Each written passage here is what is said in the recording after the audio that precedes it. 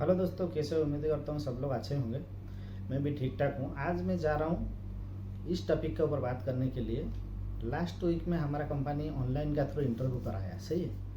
Interview कराया, अपना अपना जो मुल्क है, इंडिया में बहुत सारे स्टेट का बंदा लोग ऑनलाइन अप्लाई किया था। तो वो लोग को डायरेक्ट इधर से इंजीनियर हमारा ऑफिस में, मैं भी उस टाइम था उधर, तो इंजीनियर उन लोग का साथ जो टीम होता है हमारा, जो जूम इंटरव्यू होता है, उसमें ऑनलाइन थ्रू वो लोग को इंटरव्यू कराया। तो उसमें पूछा गया, ये इंटरव्यू था सिर्फ फायर टेक्नीशियन के लिए, सही है। जो फायर अलार्म टेक्नीशियन होता है, फायर फाइटिंग टेक्नीशियन होता है, वो लोग के लिए है। तो एक ही क्वेश्चन उनको पूछा गया। तो उसके ऊपर बहुत सारे आदमी जो फ्रेशर लोग हैं, उन लोग को मालूम नहीं था, जिस वजह से 30 आदमी का इंटरव्यू हुआ, सिर्फ 2 आदमी को सिलेक्शन किया है। वो भी 100% वो लोग नहीं है, मतलब इसके लिए नहीं है। ऐसा नहीं कि वो लोग को अपना कंट्री में काम नहीं किया, कुछ उधर का जो काम होता है उसका टाइप का वो लोग काम किया। जैसे यहाँ का जो काम होता है उसका बारे में वो लोग को मालूम नहीं था, सही है। तो ये फ्रेशर आदमी भी ये वीडियो देख के बहुत कुछ सीखने के लिए, जानने के लिए आपको मिलेगा। और जो लोग इधर भी यूएई के अंदर या गल्फ कंट्री में जिधर काम कर रहा है फायर टेक्नीशियन, तो उसको भी ये काम मालूम होना चाहिए, सही है। देखिए, प्रोजेक्ट लाइन में जो लोग काम करता है वो मेंटेनेंस लाइन में काम करने के लिए वो लोग को दिक्कत हो जाता है, और मेंटेनेंस का जो इंटरव्यू है उसको भी फेस करने के लिए वो लोग को भी प्रॉब्लम होता है, सही है। तो इसमें मेन जो एक क्वेश्चन पूछा गया था, सबसे इम्पोर्टेंट और पहला क्वेश्चन था कि एक फायर टेक्नीशियन को पूछा गया कि पीपीएम क्या होता है। फायर में जो फायर सिस्टम होता है, तो उसमें पीपीएम में क्या क्या काम किया जाता है। तो बहुत सारा आदमी वो लोग को मालूम नहीं है, जिस वजह से वो लोग कोई कुछ बोल, 2-3 बात सही बोला, 2-3 बात गलत बोला, ऐसा बोल के वो लोग क्या मतलब रिजेक्ट हो गया। क्यों? फायर जो होता है वो बहुत इंपॉर्टेंट काम होता है, बहुत सीरियस का काम होता है, इमरजेंसी के लिए बिल्डिंग में उसको किया जाता है। तो वो उसके ऊपर आदमी एक्सपर्ट नहीं है तो चांस मिलना बहुत मुश्किल है, सही है। तो चलिए हम लोग स्टार्ट करेंगे। पीपीएम फायर में क्या क्या पीपीएम होता है, जो हमारा मंथली, हमारा जो क्वार्टरली और हाफ ईयरली जो एनुअली होता है, उसमें क्या क्या काम होता है। तो पहला में क्या है, 1 नंबर में है कि फायर का जो पीपीएम है, पहले हम लोग को फायर का जो पंप होता है, आप लोग को मालूम होगा 2 सेट हमारा पंप जो सेट होता है वो 2 सेट होता है। एक सेट में 3 पंप, कौन सा? जॉकी पंप, डीजल पंप और इलेक्ट्रिकल पंप। ये होता है हमारा स्प्रिंकलर लाइन के लिए।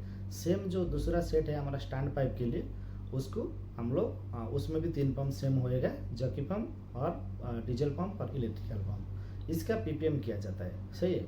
इसका पीपीएम में क्या क्या किया जाता है, उसमें जैसे पंप को चालू करके बिल्डिंग में पानी चालू करके उसको टेस्ट करना है, सही है। और उसका बाद ऐसा स्प्रिंकलर लाइन का टेस्ट ऐसा नहीं होगा। स्प्रिंकलर लाइन तो बिल्डिंग का चारों तरफ स्प्रिंकलर है, पानी पूरा बिल्डिंग हो जाएगा। उसको क्या करता है, मेन वाल बंद करके उसकी जस्ट पंप को रनिंग करने के लिए दूसरा जो बाईपास वाल है उसको खोल के वाटर टैंक के अंदर वो पानी को मतलब उधर ही से सर्कुलेट किया जाता है, पंप हमारा टेस्ट होने के लिए, सही है। उसके बाद उसका जो डीजल पंप है उसका बैटरी जो है, उसको बैटरी सिस्टम जो है उसको स्टार्ट करने के लिए जो बैटरी रहता है उसको, उसका वोल्टेज, उसका एम्पेयर, उसका क्लीन करके सफाई करके उसका काम पूरा किया जाता है। उसका जो पैनल है इलेक्ट्रिकल का पैनल का साइड, उसका एम्पेयर वोल्टेज भी लिया जाता है, पूरा बॉडी क्लीन करके साफ सफाई करके उसको जो भी छोटा मोटा उसमें प्रॉब्लम होगा, कोई लैम्प खराब हो गया, जैसे होता है पीपीएम, ऐसे आपको करना पड़ेगा। मतलब इम्पोर्टेंट बात ये है आज फायर में क्या क्या पीपीएम होता है, ये आपको पूछा गया था, आप क्या बोलेगा?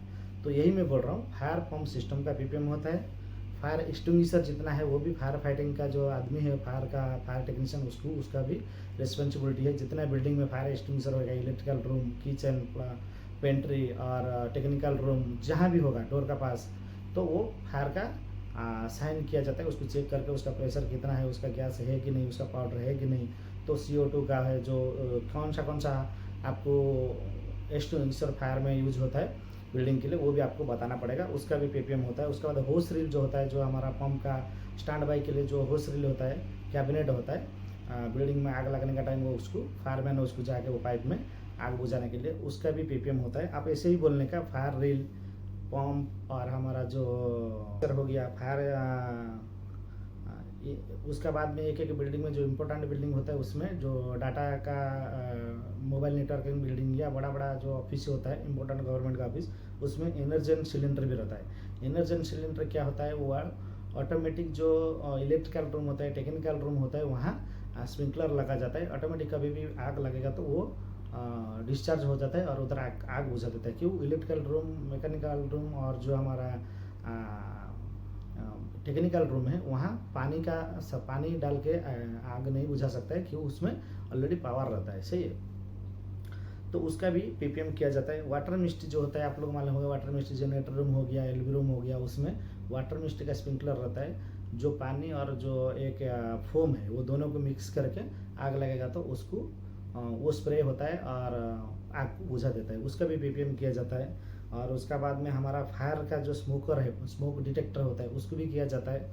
एक फायर टेक्नीशियन जो आता है उसको लो वोल्टेज जो फायर अलार्म सिस्टम होता है वो पूरा काम उसको मालूम होता है। एक फायर फाइटिंग जो मैकेनिकल फील्ड और एक जो fire alarm system electrical field, ये दोनों काम उसको मालूम होना चाहिए, सही है, एक फायर टेक्नीशियन को। उसका बाद में इमरजेंसी लाइट जितना होता है बिल्डिंग में, उसका ऊपर भी उसको काम मालूम होना चाहिए, उसका भी पीपीएम होता है। इमरजेंसी जो एग्जिट लाइट हो गया या पूरा बिल्डिंग का लाइट बंद हो गया तो इमरजेंसी लाइट उसमें जलना चाहिए, उसका चेक किया जाता है, उसका बैटरी चेक किया जाता है, लैंप चेक किया जाता है, उसको जला के सबको नॉर्मल लाइट को बंद करके इमरजेंसी लाइट जो होता है उसको चालू करके चेक करा जाता है कि हर जगह का लाइट चल रहा है या नहीं चल रहा है। उसका बैटरी सिस्टम जो होता है, जो हम लोग सीबीएस बोलते हैं, सेंट्रल बैटरी सिस्टम, उसको भी पीपीएम किया जाता है उसका साथ में। उसके बाद में फायर अलार्म जो बीएमएस जो कंट्रोल रूम होता है, वहाँ से हर एरिया एक एक जगह का जो अलार्म स्पीकर होता है उसका टेस्टिंग किया जाता है कि वो इधर बाज रहा है, मतलब ऑन हो रहा है, चल रहा है या नहीं चल रहा है, सही है, तो साउंड दे रहा है नहीं रहा है।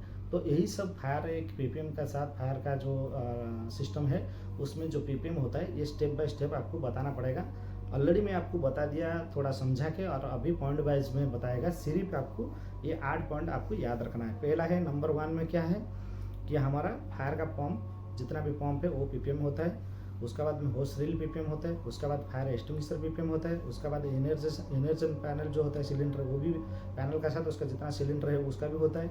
वाटर मिस्ट्री जो सिस्टम है वो भी होता है। फायर स्मोकर का जो फायर स्मोक डिटेक्टर होता है उसका भी होता है। इमरजेंसी एग्जिट लाइट जो भी है, इमरजेंसी लाइट, उसका सीबीएस सिस्टम जो है, सेंट्रल बैटरी सिस्टम, उसका पीपीएम होता है। लास्ट में फायर अलार्म सिस्टम भी अलार्म का थ्रू, मतलब चालू करके बिल्डिंग अलार्म दे के टेस्ट करता है, उसको भी पीपीएम किया जाता है। तो इतना आपको बताना पड़ेगा।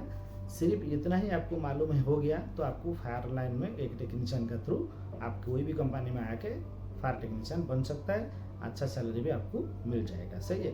तो इतना ही था छोटा सा वीडियो में। मैं ये वीडियो इसके लिए बताया, मैं उधर ही खड़ा था जब हमारा इंजीनियर पूछ रहा था इतना सारा आदमी को, तो वो लोग कोई ऐसा कम्प्लीटली नहीं बताया। कोई बोला सर फायर पंप का हमारा पीपीएम होगा, कोई बोला हमारा जो फायर एक्सटिंग्विशर है, होस रिले है, वही होगा। थोड़ा बोला, थोड़ा नहीं बोला, थोड़ा उसको मालूम है, थोड़ा मालूम नहीं है। तो कम्प्लीटली जैसे हमारा कंपनी को या इंजीनियर को जैसे उसका आंसर ज़रूरी था, तो वो आंसर वो कम्प्लीटली नहीं बता पाया। तो इसके लिए मैं सोचा कि इसके ऊपर मैं एक छोटा वीडियो बना के जितना ही मेरा फायर टेक्नीशियन दोस्त लोग है उन लोग को मैं पहले से बता दूं, तो वो लोग वो हिसाब से प्रिपरेशन करेगा। किधर भी कभी फायर कंपनी में जो फायर अलार्म सिस्टम कंपनी होता है उसमें इंटरव्यू देने से पहले ये सब बात उनको मालूम होना चाहिए, सही है। तो यही छोटा सा वीडियो आप लोग को कैसा लगा, और अच्छा लगा तो कमेंट्स करिए। और फायर टेक्नीशियन के ऊपर, फायर लाइन के ऊपर, फायर फाइटिंग के ऊपर और आगे कौन सा वीडियो आप लोग देखने के लिए चाहता है वो कमेंट्स करेगा, तो उसके ऊपर भी मैं वीडियो लेकर आऊँगा।